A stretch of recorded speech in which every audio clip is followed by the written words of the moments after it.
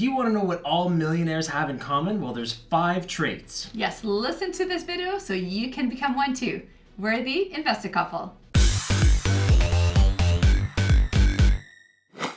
I'm Mel. I'm Dave. And we're the investor couple. On this channel, we teach regular people just like you the secrets to time freedom, location freedom, and financial freedom through real estate investing. So please make sure to subscribe and hit the bell to get notified. We are starting to create all sorts of different types of videos for you. We're dropping knowledge and content like it's hot. Millionaires are successful for a reason, and success leaves breadcrumbs behind. And today we're going to be talking about traits that we've picked up from millionaires and billionaires, and we want to tell you about them so you can start doing them to change your financial situation.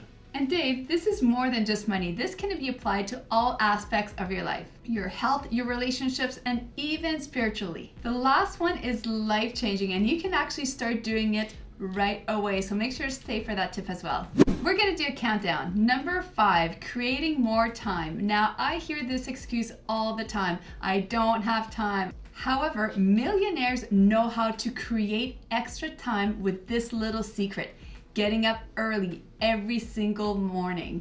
Make this work for you, whether you're a early riser or a night owl. Just creating time is what's important here. So I like going to bed very early. So my play on creating time for myself is waking up early. Other people will say, Mel, Dave, I drag myself out of bed in the morning, but at night I just don't want to go to bed. So that can be your way of creating time. No one is better than the other as long as you're creating time for your success. So let's do some calculations here. Let's say that I get up at 4:30 instead of 6:30 every morning. That means that I have an additional 2 hours every single day. So let's calculate throughout the year. If I do that consistently every day, at the end of the year, I have an additional 730 hours.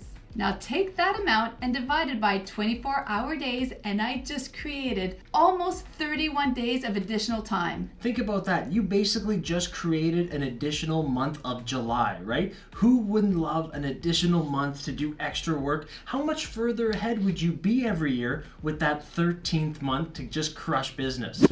Wait, what? Where's this 13th month she's talking about? Number 4, exercise. Now, I'm not saying that you have to work out 2-3 hours a day here, but I am saying get the blood moving. Do a little bit every day. It's going to help your overall health.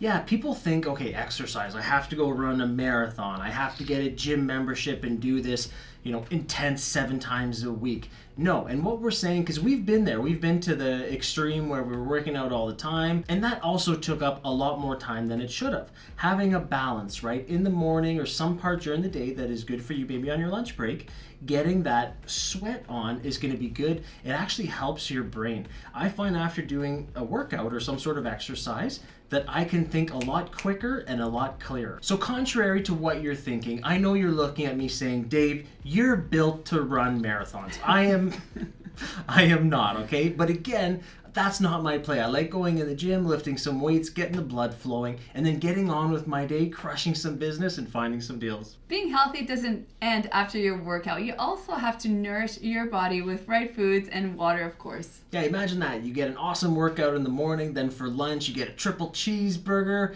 extra bacon with extra fries and onion rings and a big soda. Probably not the best decision, right? There's more to it. And the other thing too, I find when I eat junk, I feel sluggish, I feel tired, I feel slow. I don't feel that way when we eat healthy.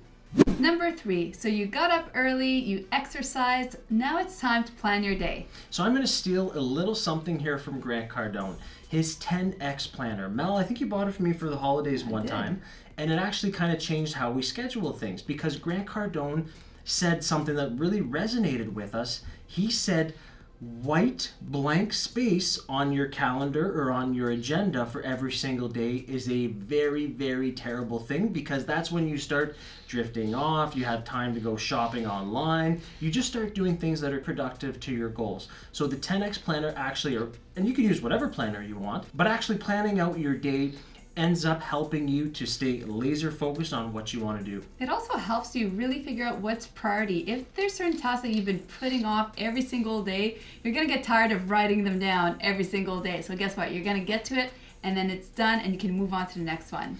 And to kind of compound on what Mel is saying, put what you don't want to do first in your day. So let's say, like Mel said, you got up early, you got your exercise on, you went for a walk, whatever you did. When you get into the office, whether it's your home office, whether it's an office building, what's that one thing that you put off the day before because you just didn't feel like doing it? Well, don't do that again today. Get it done first. Check it off the list, and then you're going to feel so awesome that it's done and you won't have to think about it again. I'm so glad you said that, because that's exactly what happens when you do something that you've been putting off or you don't really want to get to. Once it's actually done, think about how much better you feel. So just get it done and start off your morning on the right foot. Number 2, now this might seem a little bit odd, but it works. Do something different, or specifically something that scares you a little bit every single day. Now, what do we mean by this? This means getting outside of that comfort zone, okay? Now, if you're someone who's shy and kind of stays in your shell, this might mean making a cold call. Calling some investors, calling different people that you don't know, and that's what a cold call is, doing that. What if it's going on a podcast? Maybe it's reaching out to someone in your field or in the field that you want to be in and going on a podcast, right? That can be intimidating because you don't know what they're going to ask, you don't know what to answer. It's things like that that keep you on your toes and sharp because you don't know what to expect, and then it becomes just another experience, another tool in your toolbox. And think about it, if you don't do something different, you're not growing. So it's important to get out of your comfort zone. Uncomfortability comes with results. So to add on to what Mel is saying, if you're not expanding, if you're not growing your horizons, your experience, your business, your real estate portfolio, whatever it is, there's no staying at the same place. If you're not growing, you're actually retracting. Here's another example of getting out of your comfort zone. Let's say you are bottlenecked in your business. You're having a hard time growing. Maybe today is the day that you are going to commit to hiring somebody else. And that's scary, it's uncomfortable, you're gonna delegate, you're letting go of some of that control, but these kind of decisions help you to grow and expand. We were recently on the Real Bradley podcast, and we were having a conversation with him, and he said it himself, there's no millionaires out there that are self-made. Each and every one of them have a team, so don't be afraid to get out of your comfort zone and grow your team as well. Yeah, he was dropping real bombs, and that's the name of his show, but he said that there are people along the way that help you achieve being a millionaire, so there are no self-made millionaires, and it really resonated with us.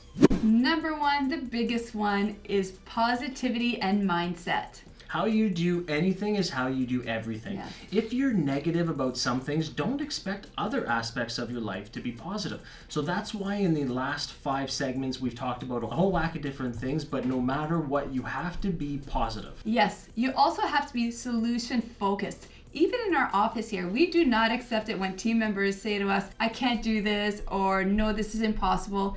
That is not acceptable. There's always a way to do something. We just have to find out how to do it. Yeah, if you go into any situation, any problem, any scenario with the how can I do this, not we can't do this, you can basically bust through anything, right? So keeping positive, having a positive mindset, positive attitude, and a can-do attitude towards things will help you when times get tough, just knowing that there is light at the other end of the tunnel. Someone else has done this before you, and you will get through this as well. Now, we all have good days, we all have bad days, and especially during those bad days, that's when you need to really seek and become positive. And how do you do that? One very easy way is to name a few things you're grateful for.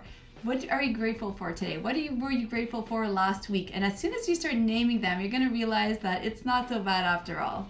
Now you need to self-reflect and make sure that when you start going down that rabbit hole of negativity, that you stop it right away, okay? Kind of like the song, War, what is it good for? Negativity, what is it good for? When you start being negative, just make sure that you self-reflect, you stop right then and there, and you start going down that positivity route, because again, negativity will not get you anywhere anytime quick. In addition to that, you want to have the right mindset. Dave and I, we love having vision boards. In fact, we have some in our office, we have some at home that we look at every single day because we are very clear on what we want. We look at it every day, and guess what? That keeps us motivated to keep taking action each and every day. One of them was actually having a perfect team, and now we have a very good solid team that helps us in and out every single day of the week, and that's how we're able to provide you with continuous content. So I'm curious, which one out of the 5 was your favorite? Make sure to comment below and we'll make sure to respond to it. Yes, and if you want more tips on becoming a millionaire, make sure to check out this next video.